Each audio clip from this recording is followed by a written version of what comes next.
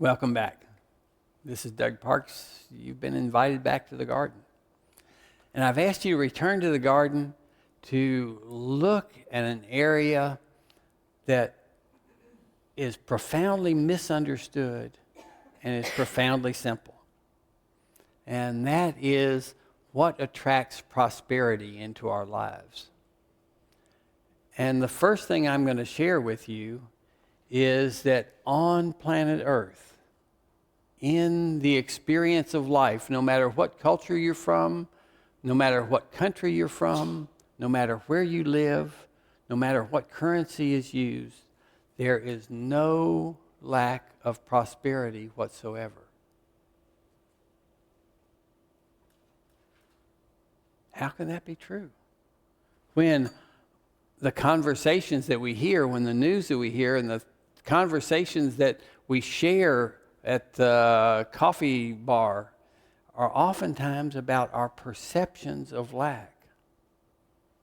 And yet, what I'm trying to share with you is there is abundance of whatever you have chosen to focus on with this beautiful mind of yours. If you're focusing on your perception of lack, this incredible attractive force of your subconscious mind, which is basically Creator's creation in your hands to direct, will simply attract what it is it understands that you're wanting. If your focus is on, we live in a world where I don't have enough, oh, okay, I can do that. I can show you not enough. And what happens, there's not a lack of prosperity, there's a lack of understanding. We are prosperous at poverty. We are prosperous at manifesting what we have focused on that we oftentimes don't want. We are creators with this incredible gift and tool that nobody ever explained, nobody gave us an operating manual. Well, parents tried, but they had only figured out what they knew. And the churches have tried, but they've only been able to share with us what they understood. And what I'm here to share with you today is just like the law of gravity, which you no longer question most of the time, I think. Just like the law of gravity, the law of attraction is ever present in your life. And your awakening will come, your channel to prosperity will come as soon as you allow yourself to be responsible for what you've created and attracted. I didn't say you had the busy hands that did everything. What I'm saying is those things programmed into your subconscious are a powerful broadcast that brings to you everything that the subconscious understands that you want. The subconscious, it seems, though, is more like a precocious 5-year-old rather than an intelligent, wise entrepreneur. And if you imagine you were talking with your daughter was 4 years old or 5 years old, and you told daughter, I want bliss. I am going to manifest bliss. And the 5-year-old daughter said, bliss. I've heard bliss. Ice cream cone. And so your subconscious mind manifests in front of you this ice cream cone, which you promptly step on, cast aside, don't recognize, don't see. But it's the subconscious mind responding to its perception of what you're asking for. If you're not painting a clear picture to the subconscious mind of what it is that you consider prosperity, then the prosperity you are experiencing, and I promise you, you are experiencing absolute prosperity right this moment, then the prosperity you are experiencing is simply a misunderstanding by the 5-year-old precocious child who you haven't been clear with yet. Daddy wanted a beer. Or what does Daddy want? What does Mama want? What do each of us want? Now, you can be articulate about it. I know you can explain it to the, with this little tool, the Game Boy up here, the Game Boy. Oh, this minute I want that car. Oh, I want that car. Oh, no, golly, I just want a new car. Or a new home, or a new job, a new whatever. What is prosperity to you? And that's what I'm asking you to focus on right now. Because your life is a perfect printout of what you believe prosperity is right now. Your subconscious mind. There's nothing about the law of attraction that's not working. It's not working for other people and it's not working for other people and not working for you. Gravity affects all of us. Attraction affects all of us. The only piece of the puzzle that's been missing is understanding that the prefrontal, this little Game Boy mind right here that's so beautiful, is not even connected to the subconscious mind. That's not the access point. That's not how you teach the subconscious mind. You can have great creative thoughts and it's a beautiful, beautiful little Game Boy computer, but it's not the big boy. What's in your big boy? What's in the big computer connected with your heart? What's in the big computer connected with your life? And I'll promise you, all you have to do is go home tonight and look, and you will see the perfect printout of what you've told your subconscious prosperity is to you. Now, it didn't listen to your words. It listened to your emotions. It listened to your belief in lack. It listened to the steps you have taken on your journey to understand you are worthy. If you were the daughter of a prince, daughter of a king, and you were raised to believe that everything in the kingdom was actually designed for you, and if you wanted to ride horses, you went out and rode, and if you wanted to play dress up, and if you wanted people to help you, if you wanted people to dress you, they would show. If no matter what you want, it would be there.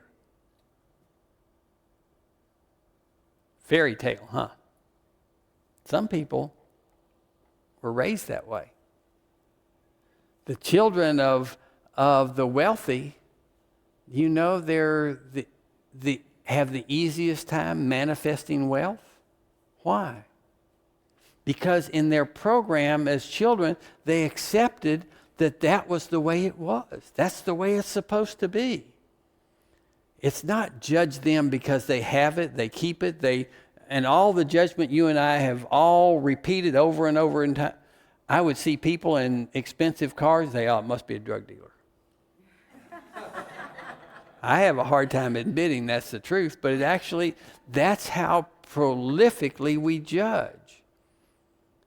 And you and I are beginning the process of understanding how to unplug from those judgments and create what you do want. Prosperity is a matter of communicating a picture to your subconscious mind that it understands in its language. And if you're auditory, I'd be using music.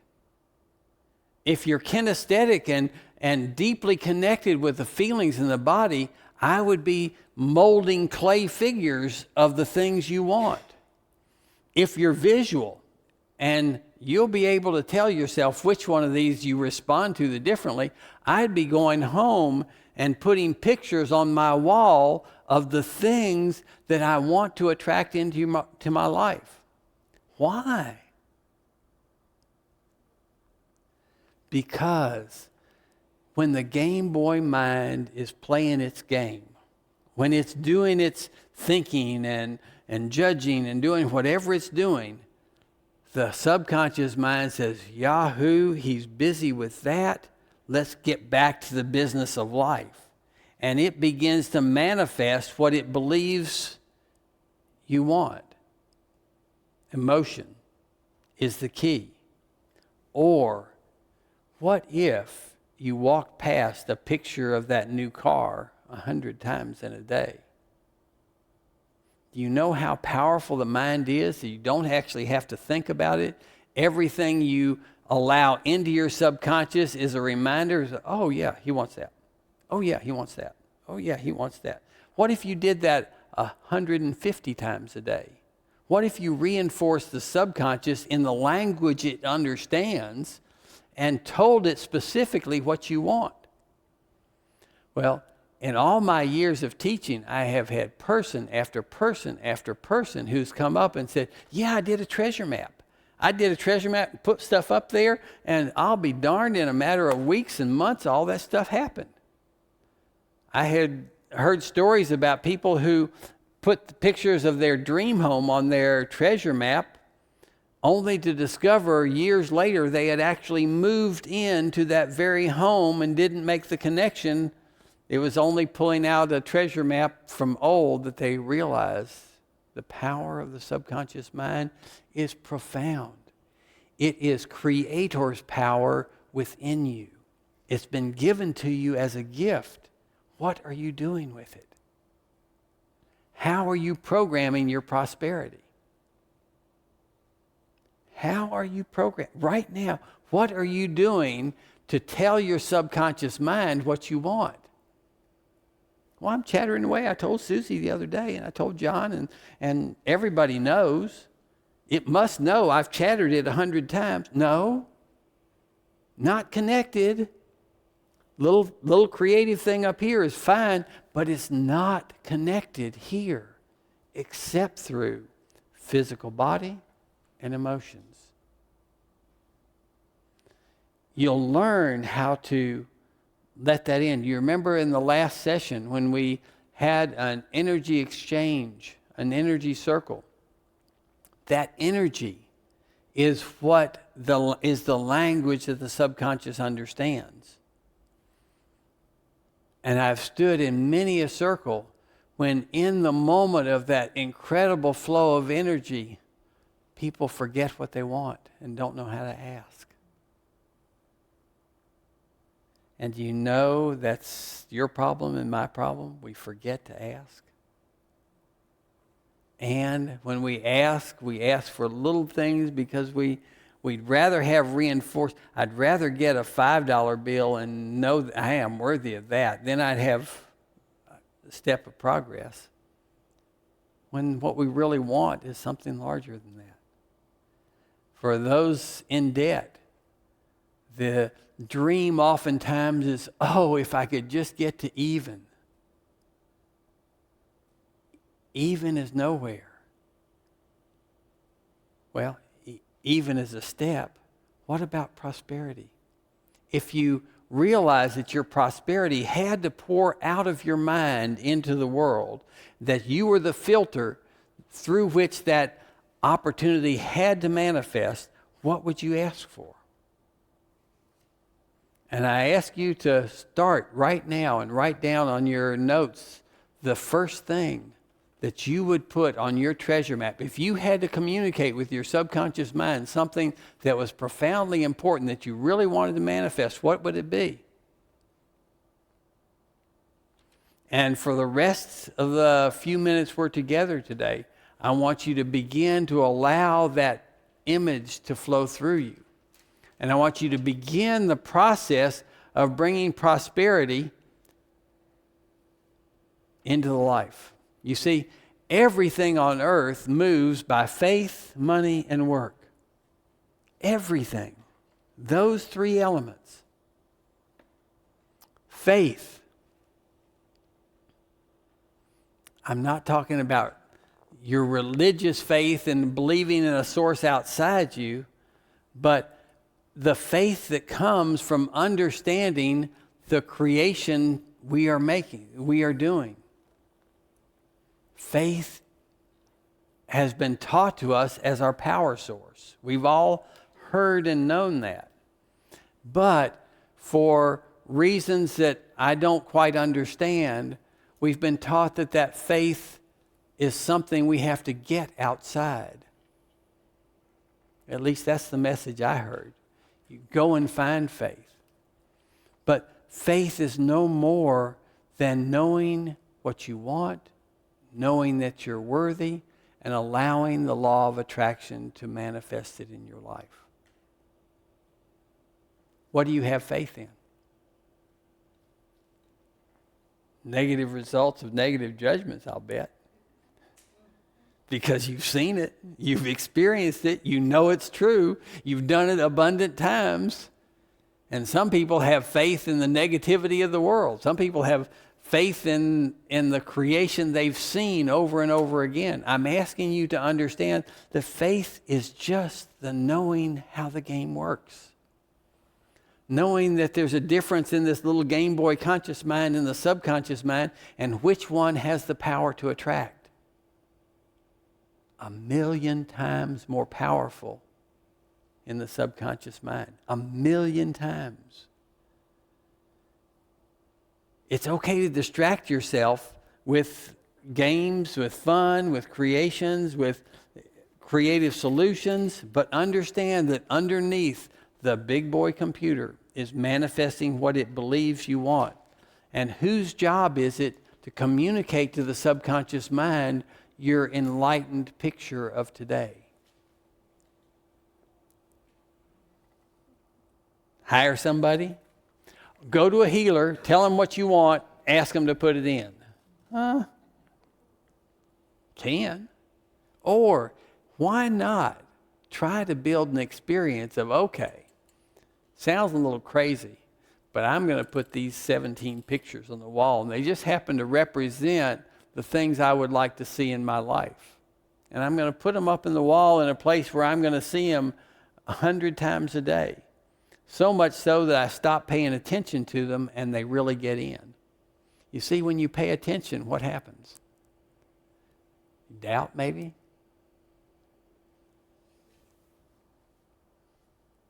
I'm asking you to go past the doubt and have experiences of creation. And every single thing you see manifested from your songs, from your treasure map, from your sculpting with your hands, from your creating, every single thing, I hope you'll create a treasure chest. A treasure chest, because the most valuable experience in your whole life will be the one that convinces you there's a connection between what you create in your mind and what shows up in your life. When you know that's true, your journey begins in earnest. Your creativity unfolds in earnest. And all of a sudden, you'll find that you are a magnet for life. People will be coming to you wanting to be a part, wanting to touch into what you're knowing and doing. Not because you judged, but because you began to understand that prosperity is a fact. Everything moves by faith, money, and work. Well, in my programming, money was the root of all evil. Now, I'm not saying that's what they said when I was being programmed. That's what I heard. That's what I felt. And so for all these childhood years, the giving away of my money, I got an allowance. I actually lived a good life. I got an allowance, and the first thing we would do is gather everybody in my neighborhood. Let's go to the store. You guys can have whatever you want. And my money was gone really, really quickly every single time I got it. Pat myself on the back? No. I was expressing my ignorance. I was expressing what I understood at the time, that being spiritual or being loving meant giving away everything you had. That's what the nuns did. That's what the priests were supposed to do. Drove in Cadillacs and do, well, that's another story. That's what the example was, that you were supposed to be poor if you loved. No. I think you go back and read scriptures, what you'll find is that they're great examples of the exalted wealthy, that they are the great example. They are the ones who are painting the way, because How attractive is it to hang out with somebody who's got lots of stuff? I think it's cool. Ooh, you got a Sea-Doo? Can I ride it? I don't need to own stuff. I just like to play with stuff. What about your prosperity? Are you attracting people into your life because of what you're manifesting all around you? I'm not talking about money. I'm talking about joy. Are you manifesting joy all around you? Is your life filled with the things of substance that make a difference?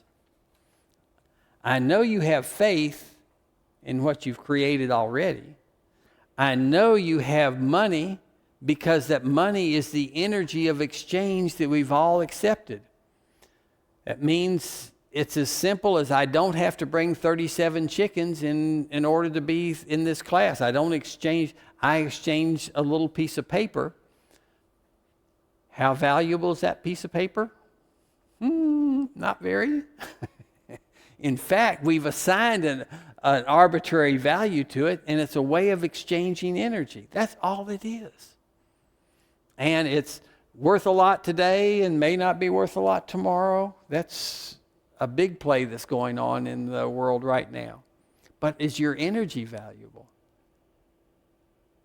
Is the exchange that you're creating, is it valuable?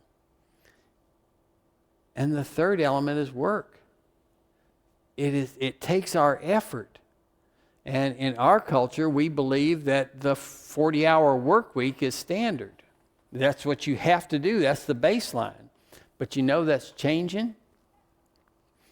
Try to work on a Friday these days and see what happens in a lot of the world. Fridays are now the weekend. And people are beginning to realize that working 40 hours isn't really necessary. It's just working shorter and smarter. Or the rules change constantly is what I'm trying to say. There is no standard. You go to France and you're going to get a minimum of 5 or 6 weeks vacation. In Italy, I think they close down the everything for a month at a time, and everybody goes on vacation at the same time. That's bizarre here. We get 2 weeks vacation. In this culture, we have put the value on work as if you were told if you don't work enough, you're not worthy of money. You're not worthy. The wealthy people I know didn't do it by working 40 hours a week. They did it by using the creative energy, the creative intelligence, using the laws of attraction and using their understanding to allow the system to return to them what they truly believe they're worth. And I ask you, what do you believe you're worth? And again, the answer is right in front of you. I know there's some people in this room that have, and listening around the world, there are people right here, right now that have incredible abundance that are anxious, miserable, and sick. Incredible abundance of money, but not happiness. Where have you put the value? What is it you want? I know a lot of people who, because they're really, really happy in life, feel like they have to be poor as a result.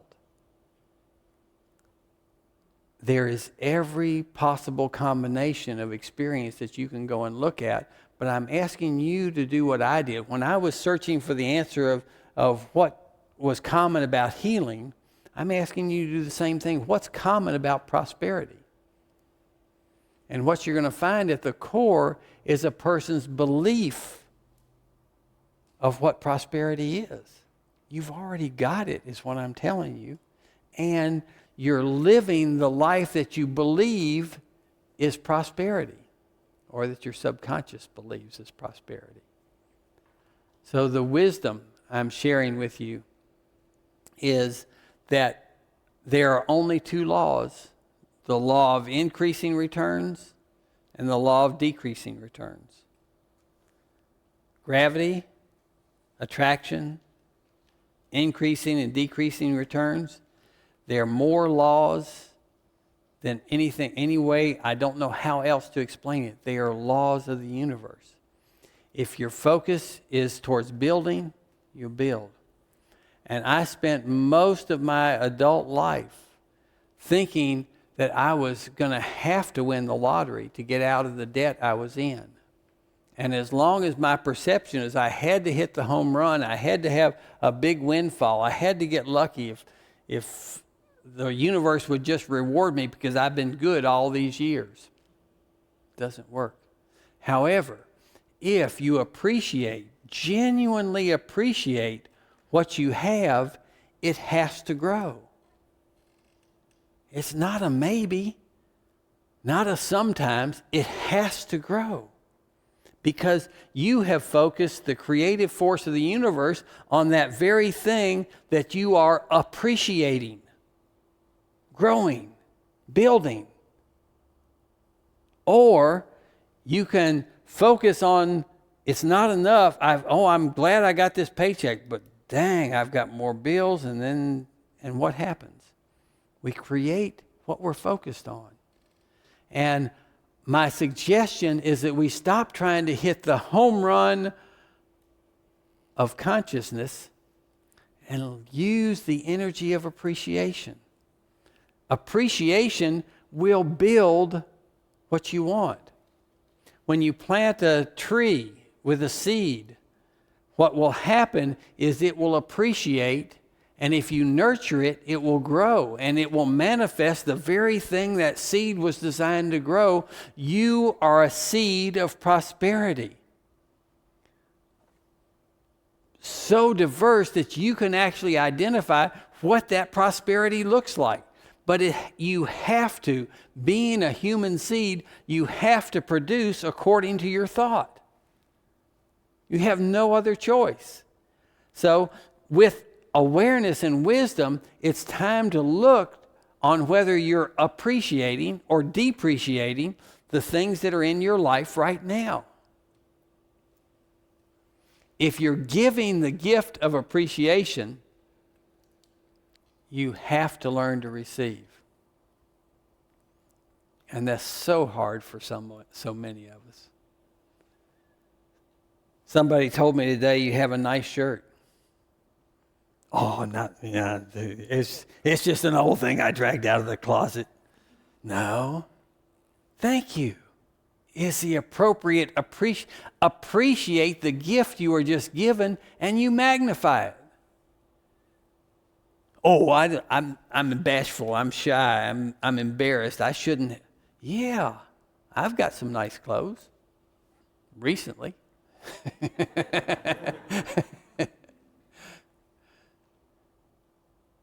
I have a blue jean heart. And I have Creator's dream inside. The dream of prosperity for me is living in a world where understanding is the law. Understanding and prosperity are common to everybody because there's no lack of resources to feed the world. There's no lack of money to fuel the world. There's no lack of anything. There's no lack of energy. There's no lack of anything except that which we choose to believe. Use the law of increasing returns. And if you will, wherever you are, it may take you months, it may take you years, it may take you decades to get out of debt to get to where you're going. I don't know. But I do know that your appreciation will multiply the returns that you build. And if you know anything about accumulated interest and what happens, it's the most beautiful process in the world when you allow your resources to grow. The law of decreasing returns works just as well. And if you're living in a world where you can't see the prosperity, but boy, that lack is right there. Oh, I don't have a job. I I can tell you there are hundreds of things, hundreds of different ways to manifest that. Then the more you focus on what you don't have, the more. The times I've gotten the best job offers is when I was already employed. Why is that? I decided a long time ago I'd become self-employed. I wouldn't change that for anything, but I've always been employed ever since. I've never had the perception of lack as a result. And as a result of that simple little change in the direction of my thought, since I was self-employed, I was self-directed, I got to do what I chose, and I ended up having more fun. If I went to the corporate world today, I'm called unemployable because I have fun, and that's not what they're often looking for. What they're often looking for is those of you who can be controlled. And which do you choose? Which is prosperity to you? I'm not putting down employers. I am saying there's a way to rise above the level of understanding that you're currently surrounded with. There's a way to do the beauty of what you do, whether it's dance or working in the medical world or working in the world of universities. Whatever it is you've chosen to do, go do it brilliantly for as long as you're attracted to it, but not with the perception that you're stuck, that you have to. My suggestion is that you make a plan. Make a plan for living your life and then execute the plan and watch and see if there's a way to live that easily.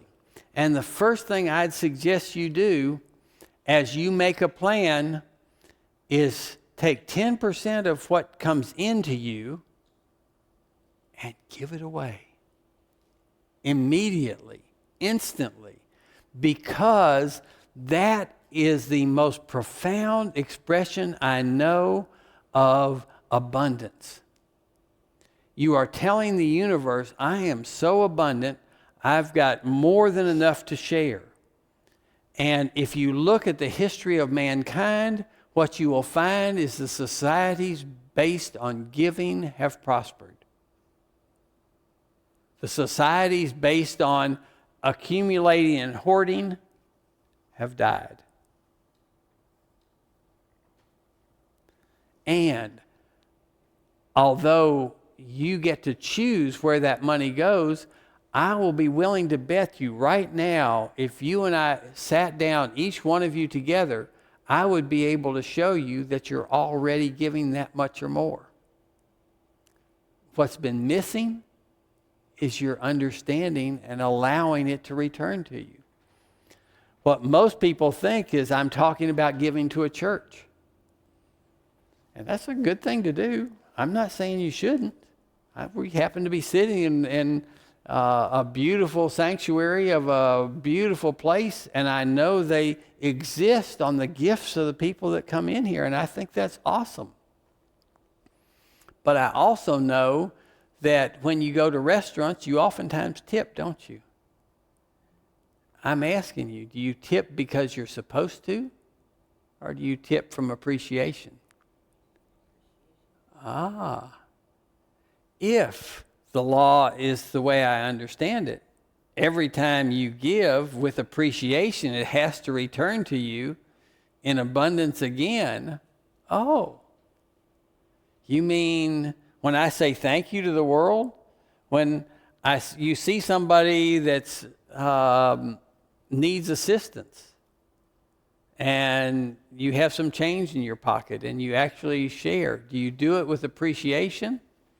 Or do you walk away saying, oh, I shouldn't have done that. They're just going to go drink. They're just going to go.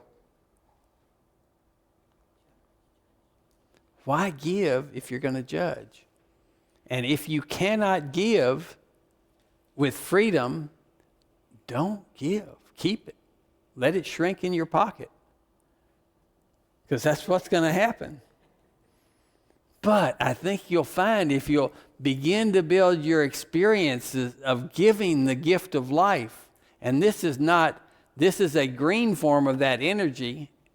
And watch what happens. You will find that within 72 hours, that has come back to you. And I've honestly had it happen dozens of times that magically things show up in my mailbox that I have no idea where they came from. Envelopes filled with money, checks from things I didn't realize, things that all that I had to do was begin the flow and allow the universe to return it to me. You see, many of you think that money is supposed to come from the employer that employs you. That's one good source, but I hope you're not limiting yourself to that, because the universe can provide you with all kinds of sources. I love finding pennies. Sometimes I find a nickel. I have even found dimes, and I've got this box at home that's chock full of stuff that I appreciated finding in the world, finding in my pocket, finding in, and that's my version of a prosperity board. It's a reference. The universe loves me so much that it shows me where stuff is laying around all the time. Is that my experience, or is that the truth of the way the world works? If you're appreciating, it's growing. If what you're experiencing right now is the shrinking of your resources, or shrinking, then there's a simple truth. Turn around, look the other way, and begin to build again. Stop judging where you are, and instead move to where you want to be. And once you have paid or given out to the world your expression of gratitude, and I know this is going to be really hard for you guys, pay yourself 10%. I mean, physically take out of that resource that you have 10% of what it is, put it in your pocket, and that is your money to do anything and everything you want. That is your money to go drink a beer with the guys. That's your money to go out with the girls. That's your money to actually do whatever you want, because if you're allowing thousands of dollars to flow through you and you're not worthy of enjoying some of it, what's wrong with this picture? So, if you're a couple and one of you have one source of income, my suggestion is that you split that 5% each. Because to the stay-at-home mom, if the perception is that she's not working, somebody needs to have their head examined. As a matter of fact, the stay-at-home mom is one of those jobs that's so difficult, most women today would rather have their kids in school, in the care. And we're relinquishing the programming of these precious individuals to somebody who doesn't know us, doesn't love us, and genuinely doesn't understand the way the world works. So for those stay-at-home moms who are listening, who are here, who are wise enough to be living in the world, you are doing the most precious job on planet Earth. You are programming a generation of children as creators. And as the Jesuits knew, that first 6 years cannot be undone by most people. Thankfully, we're living in a time when that will change. But the programming that you put in, the teaching them respect, teaching them self-control, teaching them the loving action, those are the things that, if you want to make a difference in the world, that is the first and profound way to do it. Pay yourself 10%. You want to know why I wouldn't do that for the longest time? It's embarrassing to tell you. It wasn't enough.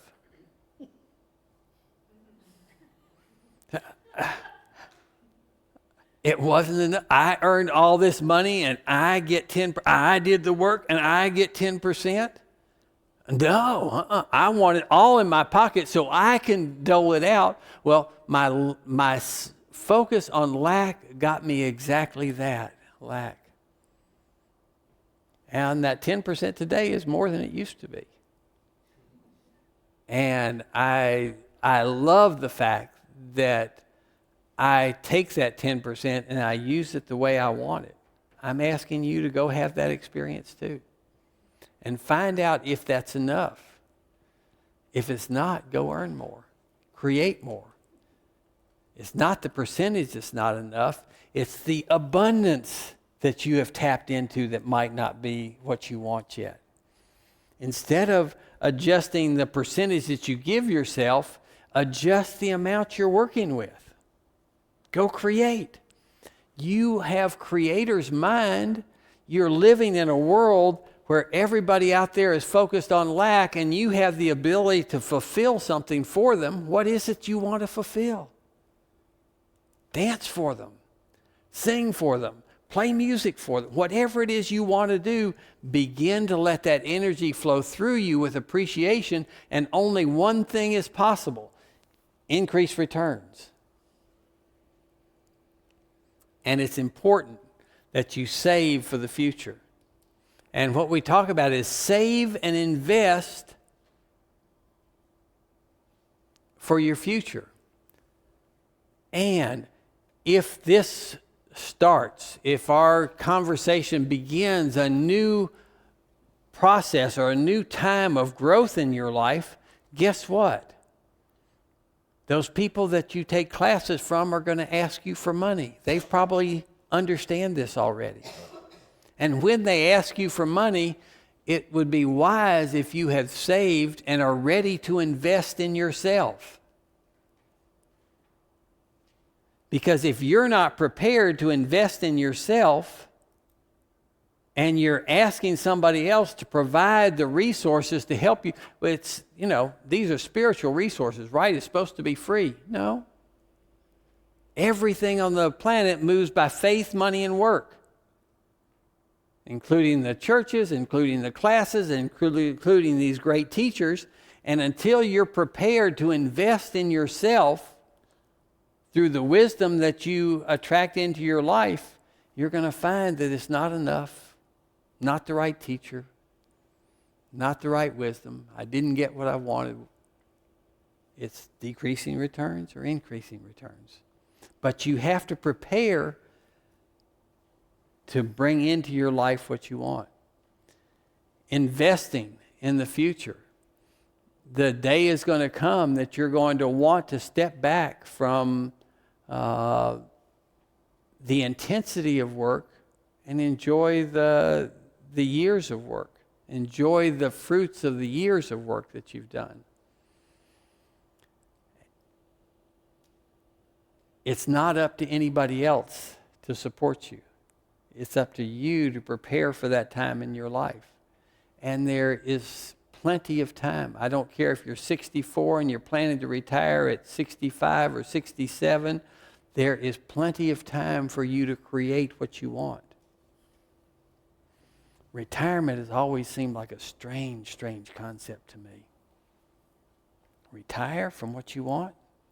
Retire from what you enjoy? Retire from... Wait a minute. You only retire from those things you dread. You retire from those things you judge. You prosper and continue to create with things you love, don't you? John, are you ever going to stop writing music? Oh, retire. No. Create. For those of you in your 30s and 40s, you're seeing this old guy up here who's approaching retirement time. I ain't doing it. What I'm going to do is create and create and create. I'm asking you to come along the ride. Appreciate the resources that you have. Invest in your future.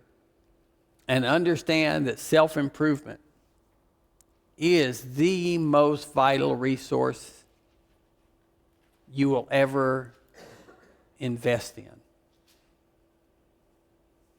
Yeah, 10% of your income should go at improving the self, improving the way you dance, improving your yoga skills, improving the things that bring you joy, improving your ability to communicate, improving the languages you learn, improving those things. And it's not going to happen until you're willing to invest your resources towards what you want. Everything on planet Earth moves by faith, money, and work. All of those elements are directed by your feeling of worthiness in the subconscious mind. And take the rest of your check. Can you not live on 70% of what you created?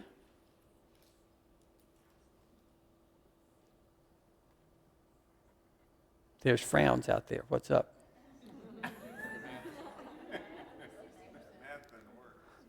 The math doesn't work. Oh, no. Erase the tape. We've got to start over. Do we? No. And this is a silly way, but it's an important way to express a profound concept that I know is true, and so do you. That which you put out into the world freely with appreciation has to return to you tenfold or more. If you'll use the plan, you will be absolutely stunned at the abundance that continues to grow in your life. If you continue the path of wanting more, wanting more, wanting more, wanting more, seeing less, instead of appreciating what you have more and more and more, one grows wanting, appreciating, wanting, appreciating. You only want the things you don't have. Do you get it? If you're stuck in the wanting mode, you're telling your subconscious, I don't have these things. I don't have these. It's saying, okay, I got it, I got it, I got it. You don't have those things. You don't have those. You don't have those things. Or appreciate what you do have, and it grows, and it grows, and it grows, and it grows. I trim my rose bushes in the backyard of my beautiful home. And when I trim the rose bushes, amazing things happen. Shoots come up from here, shoots come up from there, shoots come. It's amazing. It just grows and grows. Growth is nature's way. It's the natural way. It's what's happening in your life right now. Growth is happening, and you've been directing it with your focus and your energy. I want you to remember that compensation doesn't always come from your current employer. It doesn't always come in the form of a paycheck, but it always comes. It's the law. You got gravity. It's time to look at abundance with the same reverence, the same take it for granted knowingness that you treat gravity with. Put your foot down, it's going to fall. Drop a ball, it's going to fall. Whatever the game, you know gravity works. The law of attraction is law. The only thing I'm imploring that you do is go with new eyes and build your experience so that you know that you know that you know that you know, and begin to create as little children. There's not a thing on this planet you're unworthy of. There's not a thing on this planet you cannot have. In the garden, everything is provided for you. Everything. You only have to ask. And relinquish your habit of judging. Know that you're loved, you're appreciated. I ask that you go back to your homes, go back in your life, go back without believing what I'm saying, but realizing this is a truth you've heard all your life. Maybe I can build more experience to make it my truth. And when you come back, we're going to talk about the whole reason for being here. We're going to talk about what love's all about next time. You're loved, you're appreciated, and I look forward to seeing you next time.